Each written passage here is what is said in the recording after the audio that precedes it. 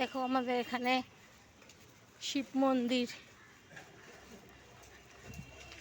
দ্বাদশ শিব মন্দির। এই যে বরিশা পাঠাগার লাইব্রেরি।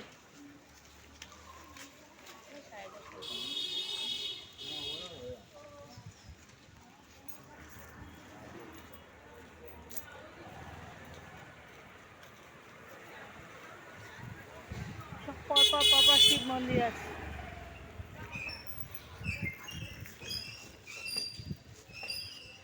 আমি চলেছি কৃষ্ণের মন্দিরে, কৃষ্ণের সঙ্গে দেখা করতে।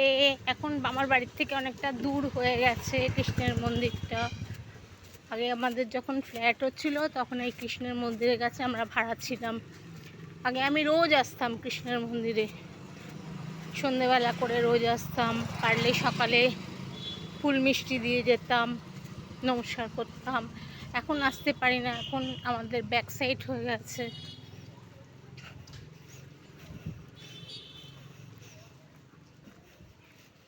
মাঝে মধ্যে আসি,